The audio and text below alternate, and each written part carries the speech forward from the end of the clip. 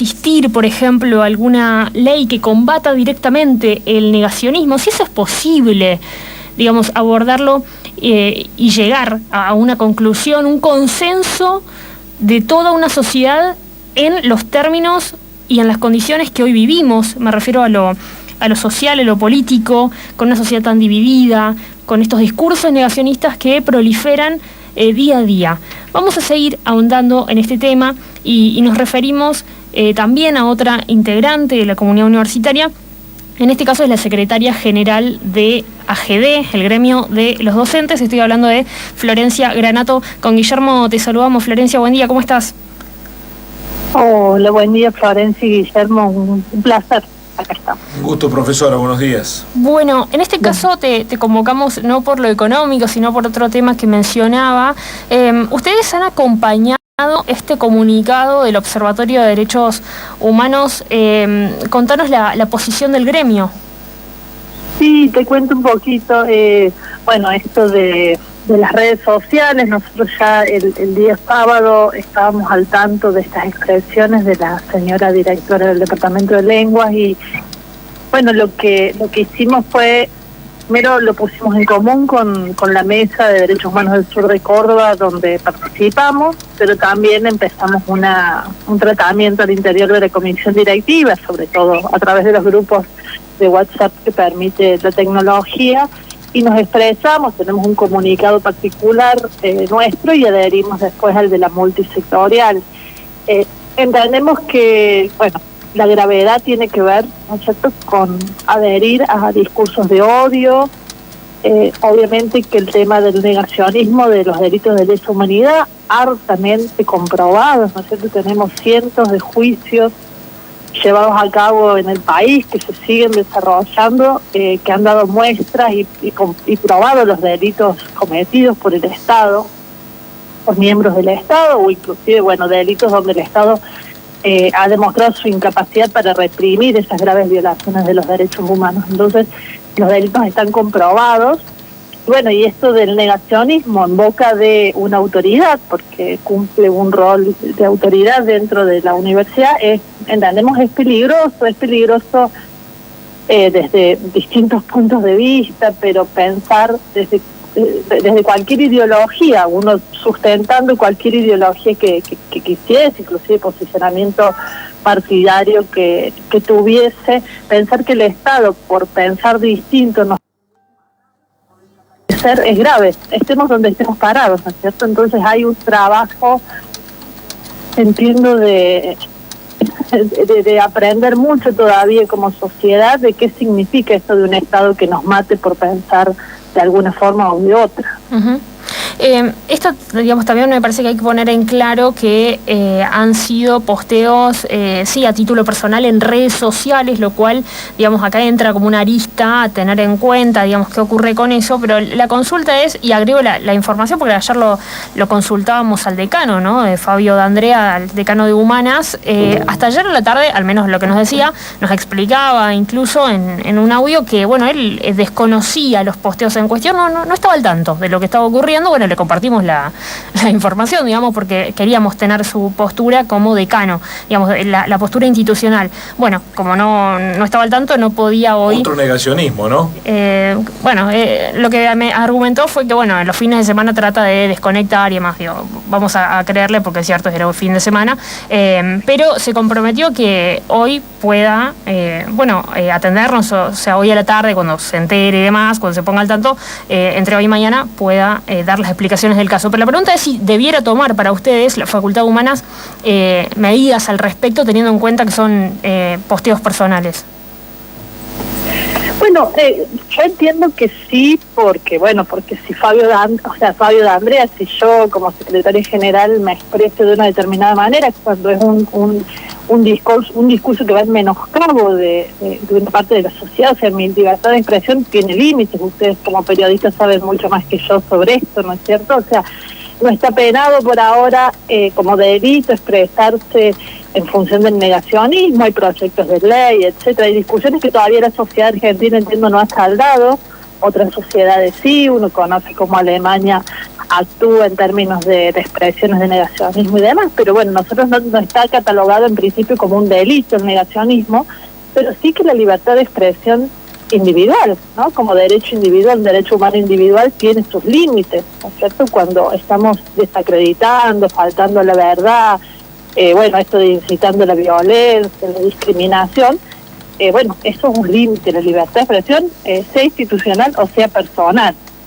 Nosotros entendemos que como autoridad de la facultad, o sea, no estamos diciendo que o sea, bueno, la multisectorial avanza en que se la saque del cargo, bueno, toda esta cuestión, no entendemos que, bueno, no vamos con la idea punitivista ni demás, pero sí entendemos que hay un trabajo a realizar de concientización, creo que lo decía la directora del observatorio también, en la universidad, por lo que nos toca, pero a nivel de toda la sociedad, ¿no es cierto? Esto que en algún momento, bueno, se impulsó la ley Micaela por la violencia de género y demás, bueno, entiendo que también en cuanto a los delitos de lesa humanidad cometidos por el Estado Nacional, es necesario que hagamos mucha formación, capacitación y que hagamos conocer lo que sucedió. Nosotros, porque algunos argumentos son, yo no viví en esa época, pero sí opinamos y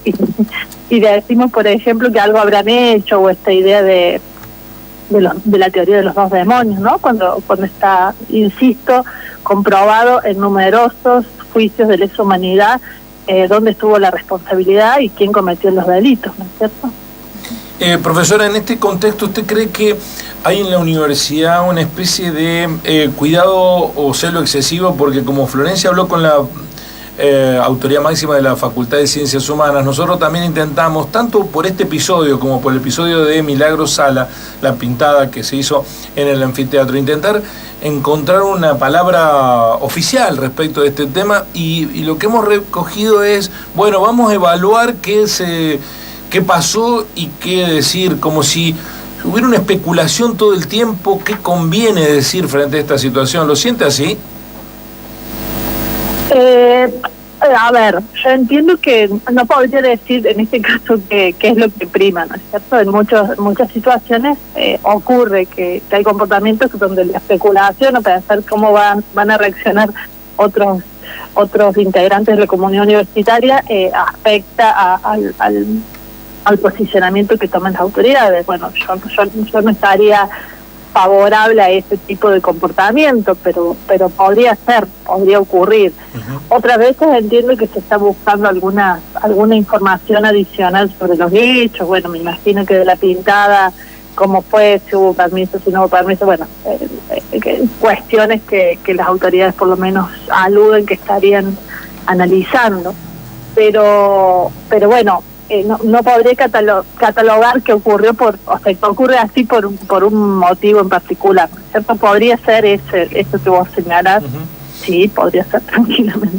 Sí, en este sentido parece muy claro que los episodios no necesitan demasiada explicación. Lees lo que publicó o a título personal o a título colegiado, pero me parece que entrar en el terreno de la duda respecto de ¿está bien esto? Es la colisión de intereses entre la libertad de expresión, nadie dice que esto es un cercenamiento de la libertad de expresión, es el uso responsable del discurso de las redes sociales, eso es la libertad de expresión. Yo no puedo decir lo que se me ocurra, no puedo insultar, no puedo descalificar, bueno, en este país sí, porque no operan las sanciones, pero estar en los medios de comunicación implica una responsabilidad, usar las redes también implica una responsabilidad, sobre todo cuando se es una autoridad, ¿no? Está muy claro cuál es el límite que todos tenemos. Sin duda, yo creo que bueno, no quiero con esto justificar a nada ni a nadie, ¿no es cierto? Yo entiendo que es un aprendizaje también esto del uso de las redes sociales y esto que estamos posteando constantemente. Quizás ustedes como periodistas están más acostumbrados a esto y uno, bueno, opina y dice algunas cosas y no mide, en realidad, y lo bueno sería que empecemos a medir los impactos que esto tiene en la sociedad, ¿no es cierto? Y en los otros, porque no, obviamente somos seres sociales.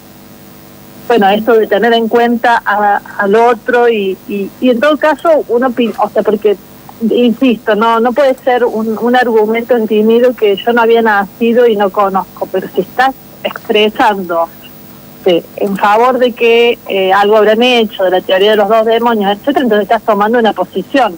¿Naciste o no naciste antes o después de los hechos? ¿Te instruiste, averiguaste, te informaste o no? Insisto que tiene que ver con la responsabilidad individual y colectiva, y en este caso institucional también, y que no se debe soslayar. O sea, entiendo que hay un aprendizaje que estamos teniendo un montón de individuos con esto de las redes y el expresarnos, pero que debemos justamente en ese sentido saber cómo nos estamos moviendo, que esto perjudica que inclusive estrachar, linchar y demás tiene sus efectos sobre los individuos, sobre las personas, sobre la sociedad. Uh-huh.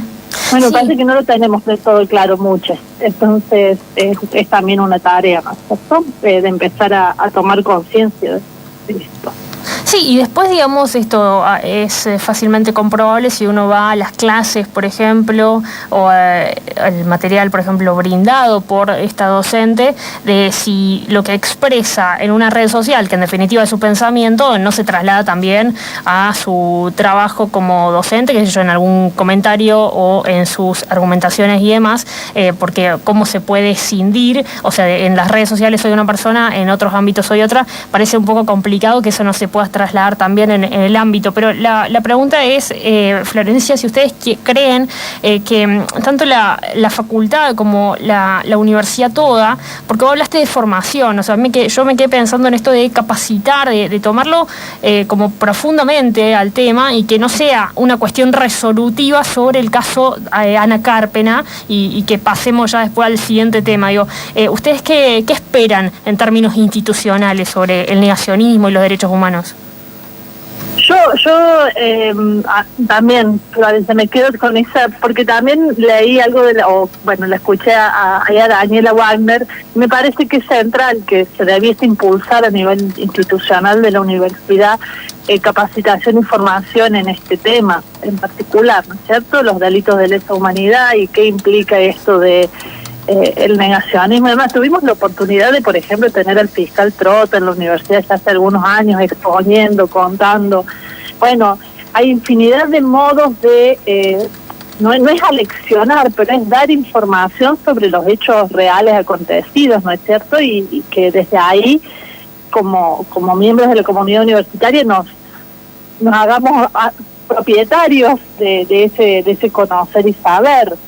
Uh-huh. No desde la ignorancia, básicamente. Luchar contra la ignorancia sería y luego, dejando de ser ignorantes en algunos aspectos, poder tener expresiones mucho más favorables a los derechos humanos, en definitiva, y al respeto de los derechos humanos.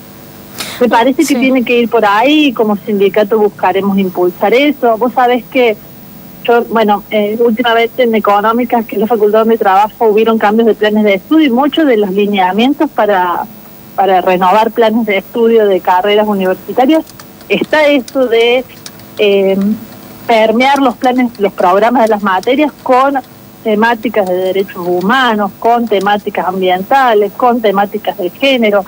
O sea, está toda esa premisa que baja desde el Ministerio de Educación como lineamiento. Bueno, tiene que haber un esfuerzo ahí desde las secretarías académicas, obviamente, desde las autoridades, para que esto sea una política académica en serio dentro de la universidad.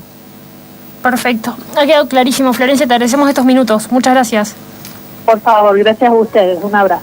Hasta luego. Ahí estaba Florencia Granato, que es la secretaria general de AGD, la Asociación Gremial Docente, sobre los dichos de Ana Carpena, negando los delitos de lesa humanidad. Algunos quieren suscribir el concepto a... Esto pasa en una carrera dentro de una facultad, en una universidad chiquita, y hay que tener mucha prevención respecto de esto, ¿no?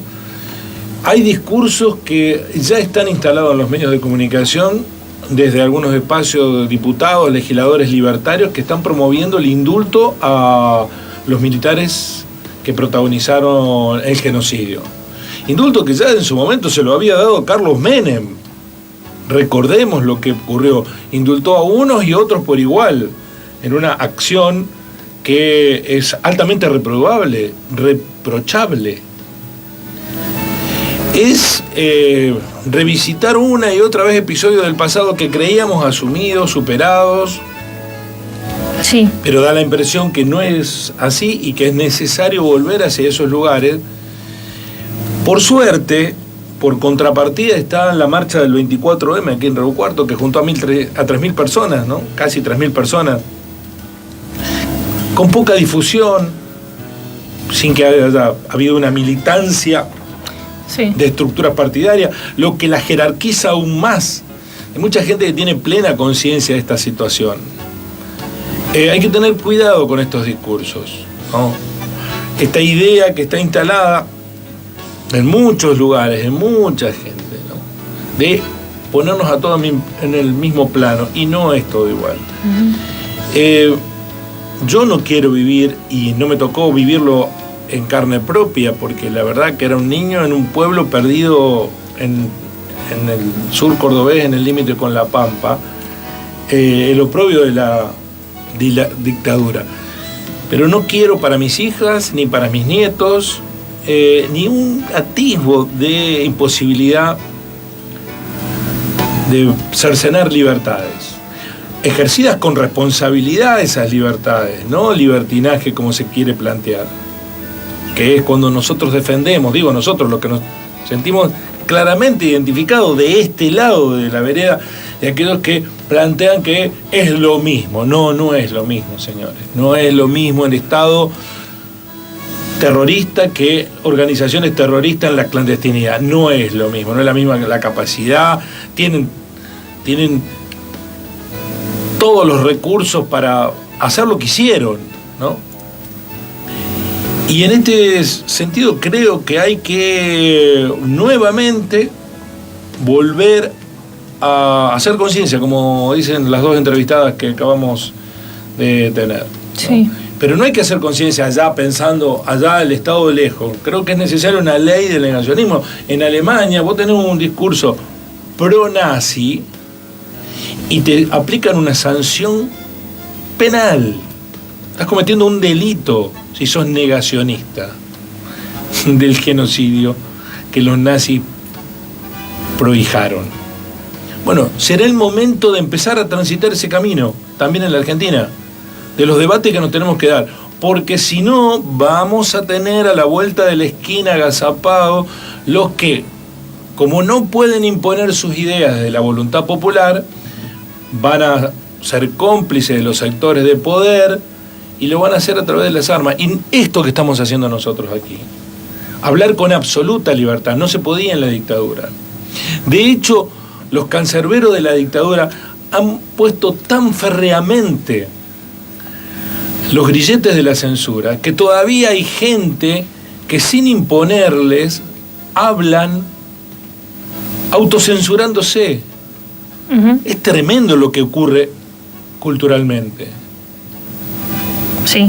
A mí me gustaría agregar también un par de cosas porque me parece trascendental lo que estamos charlando y justamente no veo esta trascendencia en la sociedad toda, digamos. Todo lo contrario. Por un lado, esto me parece que hay que ir un poquito más allá de la experiencia propia, ¿no? Y diariamente en personas de distintas edades, más grandes que yo, adultos mayores y también más jóvenes, obviamente utilizando este argumento en sentido opuesto o como le conviene, que es, bueno, y yo no lo viví, entonces vos no podés opinar porque no lo viviste, y justamente como no lo viví no me importa, ¿sí? O sea, ahí tenés el adulto mayor diciéndote, eso me pasa mucho a mí, hago una referencia personal, pero me pasa mucho con mis padres. Pero bueno, lo viviste, vos eras chica, o sea, sos chica. ¿Y qué tiene? Me parece que también tiene que ver mucho con la educación, de cómo nos involucramos con los contenidos históricos, e insisto, al revés, los jóvenes, y bueno, como yo no lo viví, me importa poco, no lo entiendo, como si no fuese todo de la mano, ¿no? Eso por un lado. Pues yo no sé cuántos jóvenes, hoy puntualizan los jóvenes, me parece como lo más explícito, tienen bien en claro lo que pasó entre el 76 y el 83. Realmente, y en otros periodos históricos, esta es la dictadura más cruel, la peor, digamos, que vivimos. Yo no sé cuántos tienen bien en claro realmente lo que pasó, lo que significaba, digamos, estar en un periodo o tener un gobierno de facto. No sé cuántos lo tienen en claro, de verdad. Y por otro lado, que vos decías, hablabas de la cuestión cultural, y a mí me parece eso trascendental y que eso justamente es transversal a todos los debates políticos que damos todos los días, a lo económico. Ahí está la batalla cultural. ¿Cuál es? Y, por ejemplo, los derechos humanos. ¿A usted no les parece? ¿No escuchan como que estos cuestionamientos o los discursos negacionistas que se presentan, yo el otro día lo ponía en un tuit, se presentan en distintos formatos? Ojo, no solamente está el negacionismo explícito. No. El negacionismo también es no decir nada sobre los derechos humanos. Tenemos un expresidente, por ejemplo, y acá van a decir, yo he vuelto a la política partidaria. Y sí, es todo político. Sí, chicos, es todo político. El último presidente que tuvimos no puso absolutamente nada sobre el 24 de marzo, ni un tuit. Es cierto, la política o la vida no pasa solamente por Twitter, es cierto, pero es la forma más común hoy de expresarse, bueno, ¿no? Ese mismo presidente había dicho que iba a terminar con el curro de los derechos humanos, ¿no? Exactamente, ahí voy yo, la connotación negativa que empiezan a tener algunas palabras. Decir política, no, política, yo no quiero hablar de política. No, política tiene una connotación negativa. Empiezan a trabajar sobre algunas palabras, sobre algunos significados, como derechos humanos, para que empiece a ocurrir o tener como sociedad un eco negativo esa palabra. Yo he participado de la marcha del 24M en Río Cuarto, creo que de los últimos 10 años hemos ido, salvo que no haya estado en la ciudad por alguna razón, y en la marcha del jueves pasado, un empresario de la ciudad que estaba marchando me dijo, me sorprende la cantidad de periodistas que hay, porque creo que para el gremio fue un momento de satisfacción ver que una veintena de periodistas de la ciudad participamos de esa marcha. Porque los periodistas son los que construimos el primer relato público. Sí. Ese mismo empresario hizo un silencio, me miró y me dijo, hay 20 periodistas acá, pero en los medios no está el discurso de los derechos humanos. Bueno, eso es lo que estamos aludiendo. Tal cual. Los periodistas están marchando, pero en los medios no pueden, o porque los limitan expresamente, o porque si saben que si usan el discurso de los derechos humanos, empiezan a perder protagonismo, o empiezan a ser censurados, sutil. Está mal visto, ¿ves? Que empieza a estar mal visto. O no tan sutilmente. Entonces, vos ves un colectivo de trabajadores de medios de comunicación marchando el 24 de marzo, que uno no puede más que celebrarlo eso, pero después esos mismos periodistas no pueden en sus medios expresar lo que la voluntad individual y el convencimiento individual los impulsa a ir a una marcha, pero no pueden en sus medios. Y a mí me consta que no se trata de una expresa prohibición, porque nadie te lo va a venir a prohibir. Porque si te lo prohíben, vos tenés el elemento después para decir, bueno, no puedo hablar porque me lo prohíben. Es mucho más sutil el mecanismo. Vos sabés que si te metés en esa, te va a costar. Y te cuesta. Lo paradójico es que disciplinan haciéndole costar a aquellos que se animan a tener un discurso, que nos animamos a tener un discurso ligado a los derechos humanos. Entonces, es muy peligroso lo que está ocurriendo, porque sutilmente esos medios, sin quererlo, lo que están haciendo es prohijando un discurso que fue el mismo que los llevó a ser cómplices de la dictadura genocida más atroz que le ha tocado vivir a la Argentina. Ojo con eso. Así son las